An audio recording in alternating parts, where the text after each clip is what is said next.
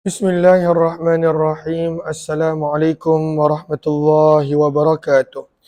Bismillah, alhamdulillah, wassalatu wassalamu ala habibillah, Sayyidina Muhammad ibn Abdillah, wa ala alihi wa sahbihi wa mawalah.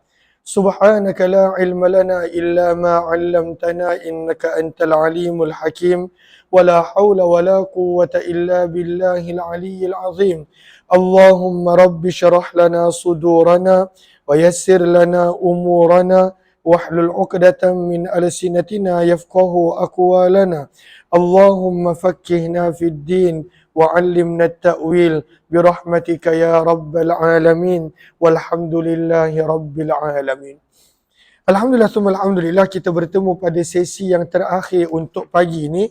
InsyaAllah dalam tempoh lebih kurang 30 minit kita nak sambung lagi beberapa hadis sabdaan baginda Rasul sallallahu alaihi wasallam daripada Sunan Tirmizi, dan kita nak sambung daripada riwayat 3149 yang mana masih lagi berkenaan tentang tajuk Abwabu Tafsiril Quran, hadis-hadis yang menceritakan tentang tafsir dan penerangan bagi ayat-ayat Al-Quran. Pada riwayat 3149, kita telah mula masuk berkenaan tentang hadis-hadis yang menerangkan tentang surah An-Nahl yang berada pada juz yang ke-14. Maka pada surah An-Nahl, pada ayat yang ke-48, baca sanad dia.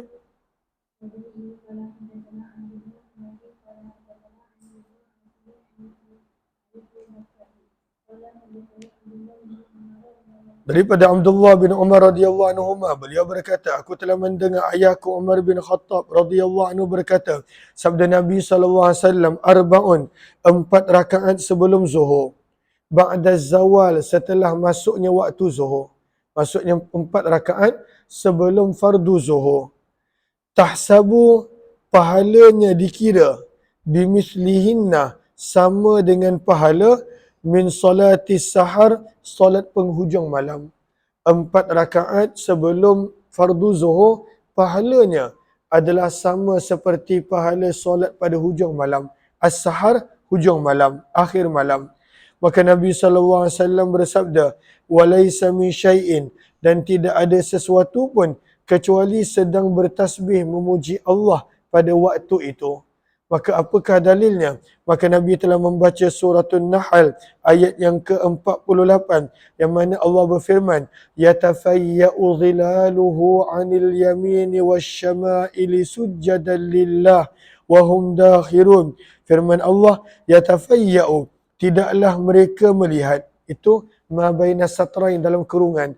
Tidaklah mereka melihat bagaimana berpindah randah, zilaluhu, bayang-bayangnya, anil yamin, ke kanan, wasyama'il, dan ke kiri, sujada, dalam keadaan tunduk kepada Allah, wahum dakhirun, dalam keadaan mereka merendahkan diri.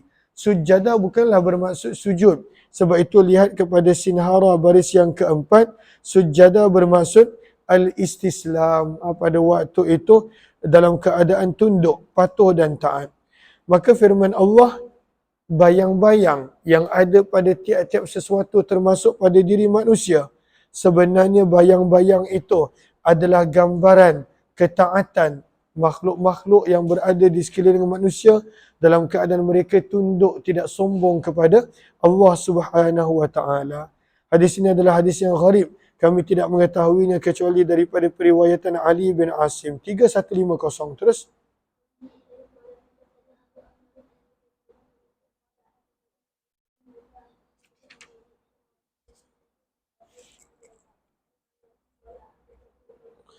Maka daripada Ubay bin Ka'ab menceritakan kepada kita bagaimana ketika mana ada banyak sahabat yang kena kerat anggota tubuh badannya oleh orang-orang musyrikin Mekah.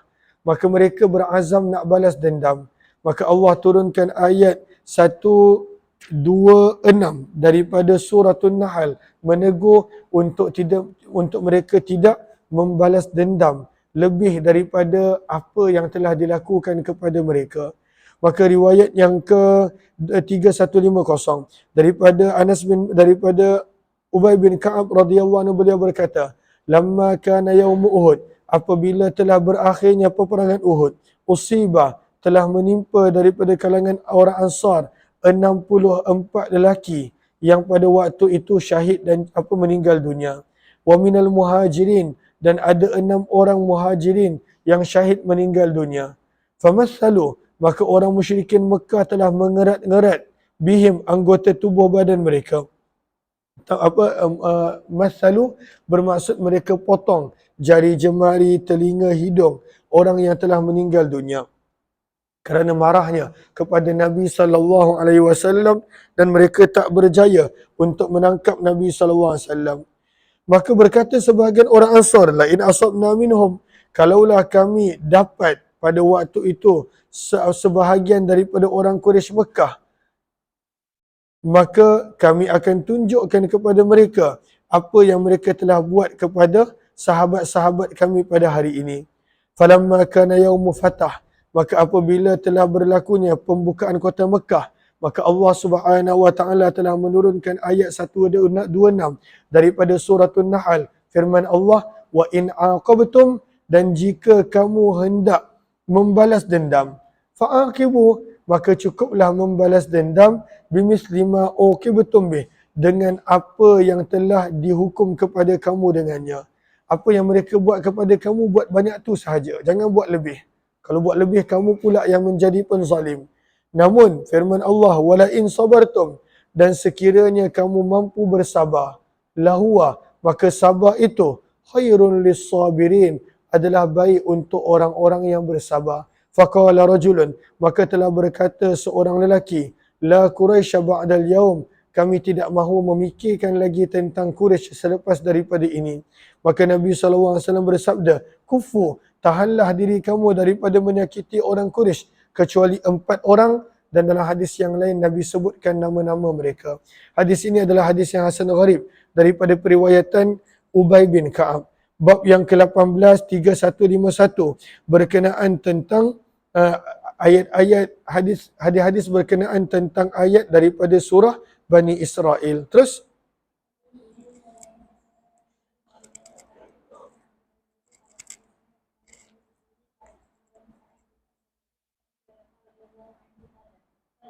maka Nabi SAW menceritakan tentang sebahagian perjalanan Isra' baginda. Sabda Nabi, hina usriyabi, ketika mana aku telah diperjalankan pada waktu malam. Laqitu Musa, aku telah bertemu dengan Nabi Musa, sabda Nabi. Qal, fana'atahu ay fawasafah, maka Nabi SAW telah menceritakan dengan ringkas akan sifat Nabi Musa. Fa'idha rajulun, sabda Nabi, dia adalah seorang lelaki. Qala hasibtuhu, yang mana aku rasa pada waktu itu muttaribun, seorang yang kurus dan tidak berisi. Nabi Musa seorang yang kurus dan tidak berisi. Ar-rajilur ra'si, lurus rambut pada kepalanya. Ka'annahu min rijali Syanu'ah, seolah-olah beliau adalah seseorang daripada kabilah Syanu'ah, satu kabilah yang terkenal di Yaman pada waktu itu. Maka ini adalah gambaran Nabi Musa kurus dan lurus rambutnya.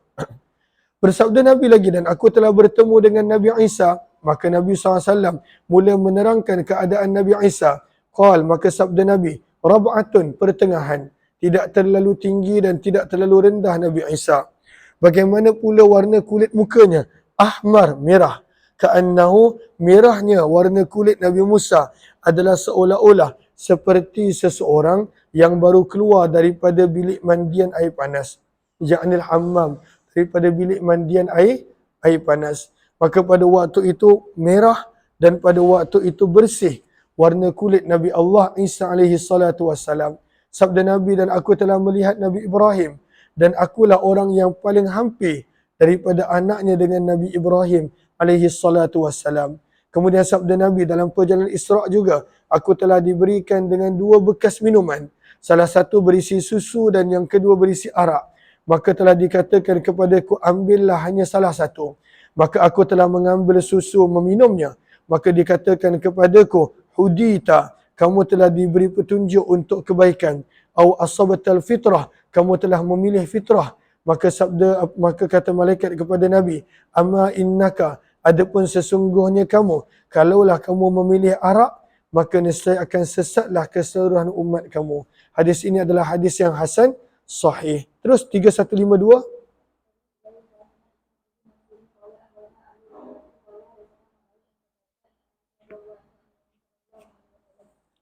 Maka daripada Anas radhiyallahu anhu, sesungguhnya Nabi SAW utiya bil burak, telah didatangkan burak untuk Nabi SAW tunggang sampai ke Baitul Maqdis.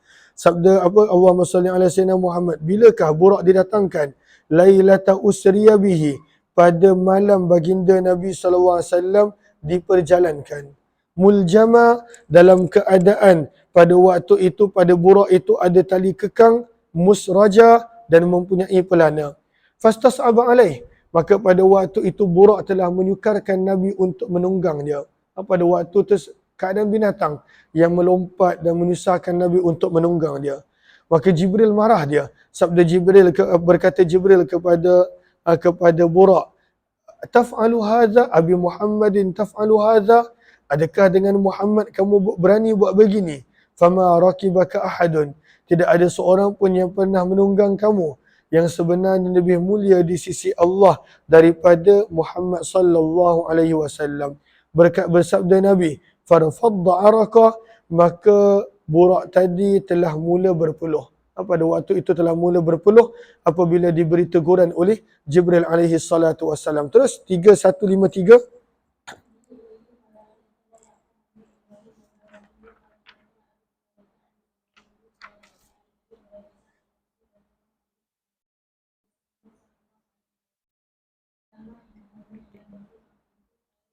Lamman tahaina, hamzah wasal tak baca. Lamman tahaina, apabila kami telah sampai ke Baitul Maqdis, maka Jibril pada waktu itu qala ay asyara, Jibril telah mengisyaratkan dengan jarinya kepada seketul batu. Fahraka, maka telah berlubang dengan sebab isyarat tadi batu tersebut. Wasyadda, maka Jibril telah mengikat bihi, pada batu tadi, al-burak. Dan kalaulah kita pergi Palestin, mudah-mudahan setiap daripada kita dapat menziarahi Baitul Maqdis juga. Saya pun walaupun dah banyak kali pergi umrah, masih lagi belum dapat pergi ke Baitul Maqdis. Wasyadda bihil burak, dan Jibril telah mengikat burak pada batu tadi. Hadis ini adalah hadis yang gharib. Terus sanad yang ke-3154.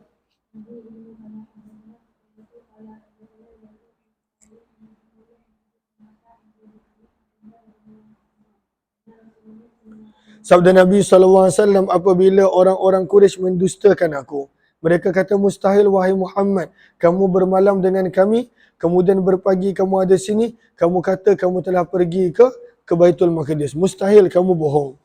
Maka pada waktu itu sabda Nabi, aku pun telah berdiri ke Hiji Ismail, ke Hatim. Dan pada waktu itu fatafiktu ukhbirahum an ayatih wa ana anzuru ilaih. Sabda Nabi SAW, fajallallahu li Baitul Maqdis. Ketika mana aku berada dalam Hiji Ismail, Allah telah membuka hijab untukku, yang mana aku dapat melihat Baitul Maqdis. Fatafiktu, maka aku mula mengkhabarkan kepada mereka tentang tanda-tanda dan ayat-ayat yang ada pada Baitul Maqdis, dalam keadaan aku dapat melihat terus pada Baitul Maqdis. Maka bila orang Quraisy tanya, berapa pintu Baitul Maqdis? Jawab. Berapa besar? Maka boleh jawab. Seolah-olah Nabi SAW boleh tengok terus kepada Baitul Maqdis. Terus, riwayat seterusnya.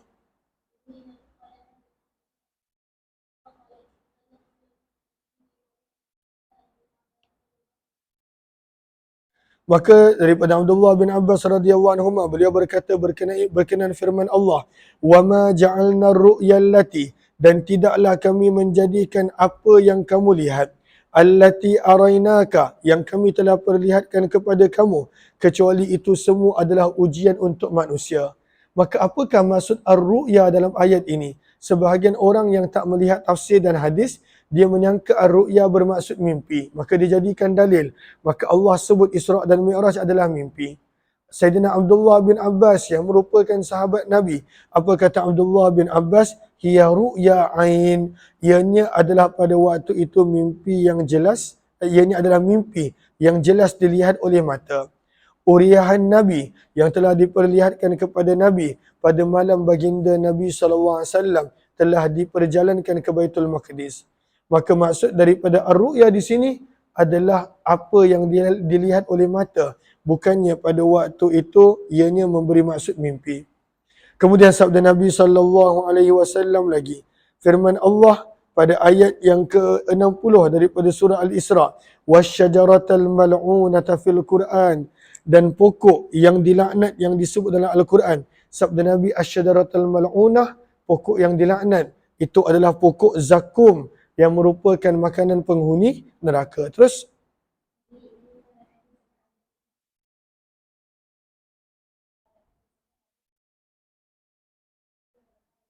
daripada Abu Hurairah daripada Nabi SAW berkenaan firman Allah pada ayat yang ke-78 suratul Isra, yang mana Allah sebut wa Qur'an al-Fajr, dan bacalah Al-Quran pada waktu fajar, pada waktu subuh. Ada sebahagian menterjemahkan Quran pada maknanya, ada sebahagian menterjemahkan Al-Quran daripada sudut itu adalah solat fardu subuh. Maka firman Allah, inna Qur'an al-Fajr, sesungguhnya bacaan Al-Quran pada waktu fajar, kana masyhuda, ianya dihadiri oleh para malaikat. Para malaikat hadir kalaulah membaca Al-Quran pada waktu fajar sebelum fajar. Maka sebab itu sabda Nabi, maksud daripada masyhuda, tashhaduhu malaikatul lail wa malaikatul nahar. Orang yang baca Al-Quran pada waktu subuh, malaikat malam dan malaikat siang ketika nak tukar shift giliran, mereka kedua-duanya hadir mendengar bacaan Al-Quran tersebut. Terus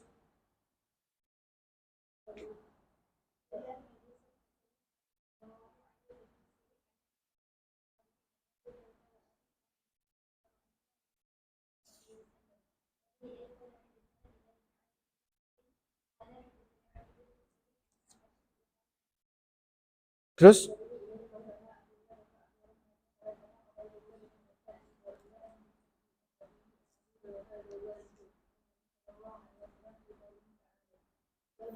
maka dalam ayat yang ke-71 daripada suratul Isra, Allah Subhanahu wa taala ada menyebut yauma nad'u, Allah ada berfirman, yauma nad'u kulla unasim bi imamihim. Ingatlah pada hari kiamat kami akan memanggil tiap-tiap kumpulan manusia bersama dengan pemimpin mereka. Imam bermaksud pemimpin. Faman utiya kitabahu biyaminih, maka barang siapa yang diberikan buku catatannya pada tangan kanan, faulaika yaqra'una kitabahum, maka semua pengikutnya pada waktu itu akan turut membaca, dan pada waktu itu mereka akan turut gembira. Maka apakah yang dimaksudkan setiap kumpulan akan dipanggil dengan pemimpin mereka? Maka sabda Nabi SAW daripada Abu Hurairah berkenaan ayat ini, sabda Nabi, yud'a, akan dipanggil salah seorang daripada kamu, maka akan diserahkan kitabnya, buku catatan amalannya pada tangan kanan. Wa yumaddu, dan akan diluaskan untuknya, akan dibesarkan baginya saiz badan dia sehingga menjadi 60 hasta. Wa yubayyad, akan dicerahkan, dicahayakan wajahnya dan dipakaikan pada kepalanya Allahumma salli ala sayyidina Muhammad, taj, mahkota yang diperbuat daripada berlian. Yatala'la'u, yang bergemerlapan cahaya. Fayantaliku, maka dia pun balik kepada geng-geng dan kumpulan dia. Fayarawnahu, dan pada waktu itu mereka daripada jauh boleh nampak keputusan yang mana dia adalah ahli syurga. Maka mereka pun berkata, Allahumma atina bihadhi, ya Allah, jadikanlah kami, kurniakanlah kepada kami dengan ini. Wa barik lana fi hadha, dan berkatilah kami untuk kami pada perkara ini, sehingga ya'tiyahum, orang yang dapat syurga ini datang kepada teman-teman dia, lalu berkata kepada mereka, absyiru, khabar gembira bahawa setiap daripada kamu pun akan mendapat seperti ini. Maka kegembiraannya tak boleh digambarkan. Bagaimana pula orang kafir? Maka ada pun orang kafir bila dipanggil, maka akan dihitamkan wajahnya, dibesarkan pada tubuh badannya sehingga menjadi 60 hasta pada bentuk Nabi Adam, dipakaikan mahkota, dan kemudian bila kumpulan dan teman-teman dia nampak, mereka berkata, kami berlindung kepada Allah daripada kejahatan orang ini. Ya Allah, janganlah jadikan kami sepertinya. Qal fayatiyahum, dan orang ini akan datang kepada pengikut-pengikutnya, dan pada waktu itu mereka berkata, ya Allah, akhzihi, hinakanlah orang ini. Maka dia pun berkata, ab'adakumullah, semoga Allah menjauhkan kamu daripada rahmatnya, kamu semua pun adalah sama seperti aku. Maka inilah maksud firman Allah, pada hari kiamat kami akan panggil setiap orang bersama dengan ketua dan pemimpin mereka yang akan maklumkan bahawa mereka adalah ahli syurga ataupun ahli neraka. Terus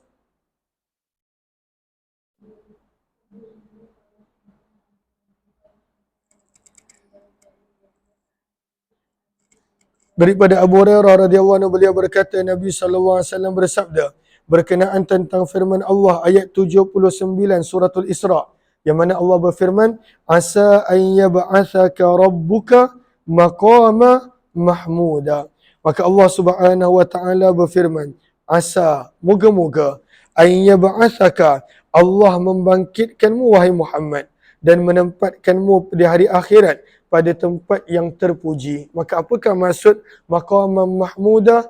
Maka ketika mana Nabi ditanya tentang itu, sabda Nabi, hiya syafa'ah, ianya adalah keizinan daripada Allah untuk memberikan syafaat. Sallallahu alaihi wasallam. Kita sambung nanti hadis 3159, kata Imam Tirmizi, Daud Az-Za'afiri, beliau adalah pakcik kepada Abdullah bin Idris rahimahullahu ta'ala.